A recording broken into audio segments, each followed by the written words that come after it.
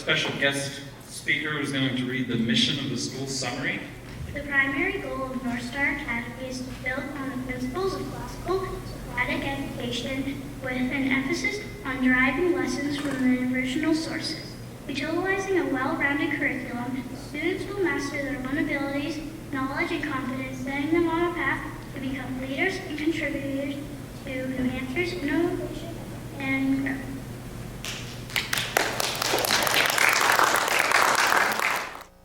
School of Athens. It's a very famous picture by Raphael, Vatican, and it expresses something that the untrained eye does not see, that usually an artist picks up. And then see here, the central figures are Plato here, Aristotle here. Aristotle was the student of Plato, and Plato was the student of Socrates. And Socrates is doing what he does best. He's having a one-on-one conversation with probably Alcibiades while other people listen on. And that's what got him brought to court. And as a result, his punishment was death by hemlock for talking to people like Alcibiades and corrupting the youth. So this was one of the first cases of a kangaroo court. And the punishment was cruel and unjust. It didn't match the crime, and the crime was ambiguous. Like I said, Plato's teacher was Socrates, and he was crucified for corrupting the youth. And in court, one of the earliest courts of history, Socrates, before his accusers, said, "I am falsely accused of blasphemy against the gods and of destroying our youth. You, the judges, you all know that you are lying.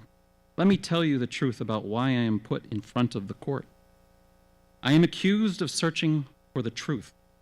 I am here because I am hated for doing that. If I have any wisdom, it is that I know that I don't know, and that I can discover this in others as well. I went around and I met prominent statesmen, like you saw in the picture Alcibiades. I went around and I met these prominent people, and I found out that they pretended to be very wise, while in reality, they did not know anything. When I tried to show them this, they began to hate me." So showing someone that they do not know can cause them to become very angry with you. And so he was put on trial and condemned to death by hemlock. Now this courthouse is being revived by us. Like I said before, these stories of original sources, children will get to experience these. We'll have a Mozart chorus. We'll perform Shakespeare plays of what we can and learn to speak eloquently on these topics. That is the goal and the effort of North Star Academy, to become an integral feature of the entire Governor Wentworth School District, of New Hampshire, and the world. There's all these wonderful stories that we're going to start capturing of families that were at court here. Some people have some strange stories here. I mean, there was a holding cell down there. Those stories we're going to capture and make them part of the experience for the children. And it's going to be an absolutely gorgeous and beautiful experience for people. With that, I want to introduce Frank, and I'm so happy he was here, and thank him once again. So thank you all for coming out today. I actually have a term, Adrian, you're going to be happy with this. It's called edupreneurs, right? That's what we need, a lot more edupreneurs in the field of education. So as I understand, the primary goal, and we saw it just a little bit ago, of this North Star Academy is to build on the principles of the classical educational model, that Socratic approach to getting things done and to educating people. I don't know if you know this, but the classical education approach is something that's growing.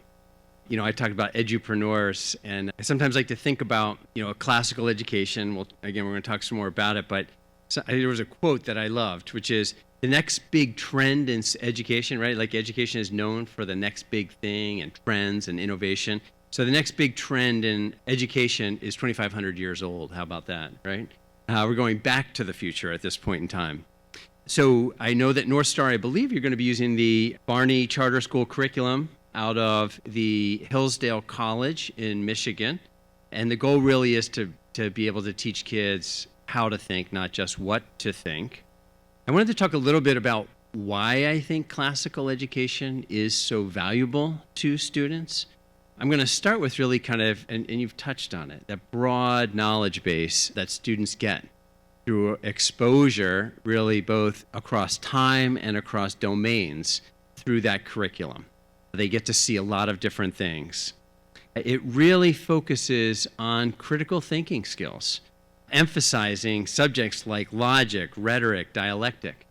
It's interesting, we're working on the Ed 306 rules right now at the state, and the State Board of Education is working hard to try and inculcate some of this logic and rhetoric into the instructions for students, following the lead of our legislators who have put it in there, but trying to now make it much more explicit in terms of what's being looked for. And with these skills in logic and rhetoric, students learn to analyze arguments, to identify logical fallacies, to construct coherent, persuasive arguments in that process. And I might add as well in that critical thinking, and one that I have seen really beneficial for students who have participated in, is when there's debate. You know, you have two students who have to debate subjects, and right, you've one on one side, one on another side. And oftentimes these students don't even know what side of an argument they might take before they jump into that particular debate. And when students learn that skill, they really learn how to see something through another's eyes. And because in order to be a good critical thinker, in order to be a good debater, you have to understand the other's argument so that you can frame your own argument as well. And that comes with that critical thinking. Moral and ethical development, right? And sometimes when you say that, people think, oh my gosh, there's a religious component. Not that that's a negative thing, but really, classical education includes the study of these great philosopher and philosophical pillars of our heritage, and they foster these ideas of moral and ethical reflection, thoughtfulness, helping students to develop a strong sense of character and ethical responsibility beyond themselves, and to understand what that looks like. Effective communication. I don't know if you guys are going to be having any Latin, any Greek going to be studied in this school or not. These are some littles here. But nothing like studying Latin or Greek to understand grammar, how to conjugate verbs, the appropriate use of those conjugated verbs. So a big proponent of that. Cultural literacy, something that's very important in all of our schools these days, but not in a contemporary sense, but in a much more broad sense of cultural literacy in terms of being able to see not only the immediate effect of culture, but the long-term historical developments that have brought us to the places where we are. Lifelong learning, one of my favorite things, right? We want to instill in our students a love to continually seek knowledge and self-improvement through their lives. I'm looking around the room, and other than a couple of exceptions like Stella up here in the front, all of us know that we've probably learned more since we left school than we learned in school. And when you're inculcated with that idea of continual pursuit of knowledge, you know that it will benefit you for the rest of your life. Adaptability.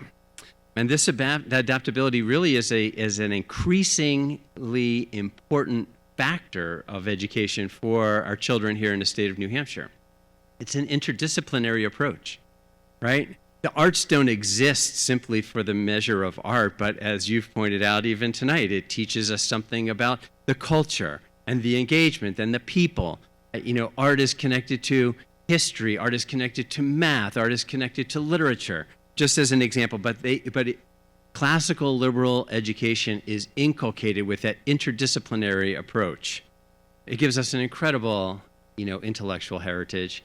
Think about it for a moment. We're sitting here and we're looking at pictures of gentlemen, Plato and Aristotle and Socrates. These are guys who lived thousands of years ago, and yet they continue today to have a profound impact on not just education, but how we think and we see things. Socrates, the great Athenian philosopher, once said, education is the kindling of a flame, not the filling of a vessel. The goal is not just to stick a bunch of stuff in, but to nurture that love of learning as we've described it. It is clear to me that North Star Academy, with its classical educators, its classical approach, seeks to teach students how to learn for themselves by providing them with the analytical tools they need to grasp complex concepts, for the moral development and formulation in those young people, and the wisdom and kindness that you need to be able to get along with others.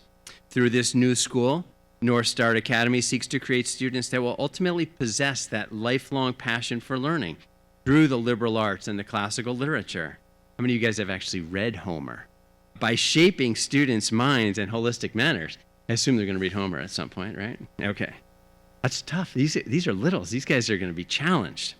This new school will provide another option to families in the greater Ossipee area. This new school is expanding public school choices for New Hampshire children and is offering students an unconventional pathway to success. Many of you have heard me talk about it many, many times, the importance of making sure that we can craft an educational pathway in which every student can be successful. And this is part of that formula. Using the $1.1 million federal startup grant, North Star Academy has successfully managed to save the historical Carroll County Courthouse. Congratulations, that's no small undertaking.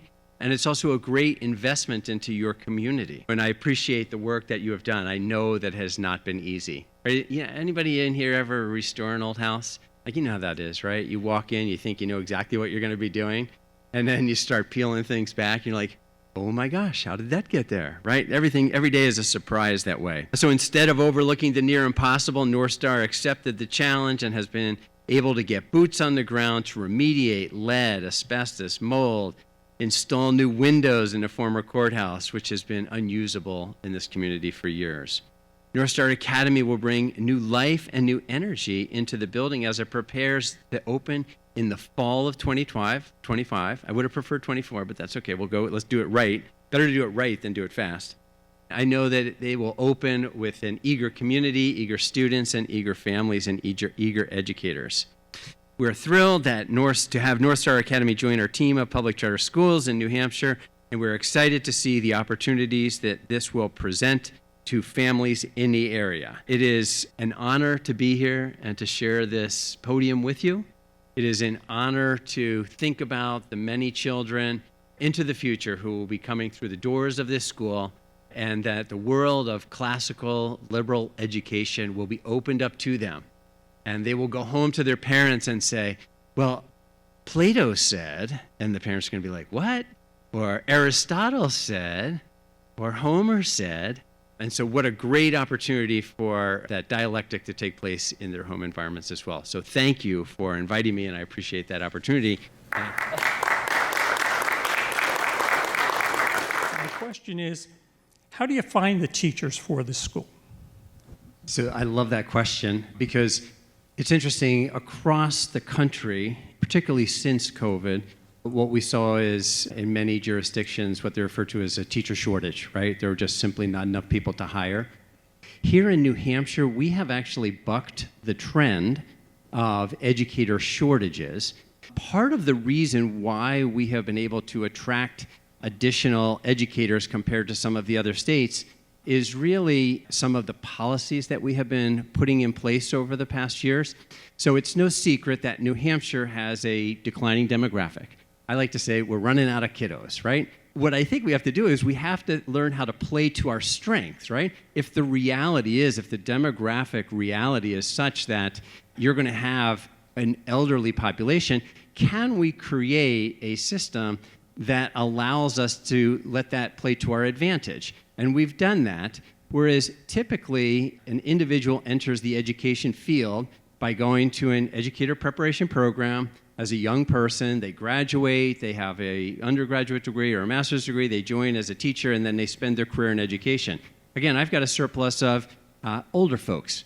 So can we bring some of this talent pool? I think of it as an incredible resource we have in New Hampshire. We've got one of the oldest populations, which means we have experience and knowledge and capacity. How do we bring that to bear for us? And so what we've done is we've created alternative pathways for educators to be able to get certified in the state, to be able to engage. And so we've got what we refer to as a lot of switchers. So this year, through alternative pathways, we have certified more people than we have certified through the teacher pipeline, through the typical teacher preparation program. And I think that's one of the reasons why we're not feeling that acute shortage that maybe they are in other parts of the country, because we've created these pathways for an incredible resource, because we don't want to leave that resource sitting on the sideline. We want to make sure that we get that fully deployed for the benefit of our state. So that is one of the things that I would offer to you in terms of how we're trying to address the opportunity.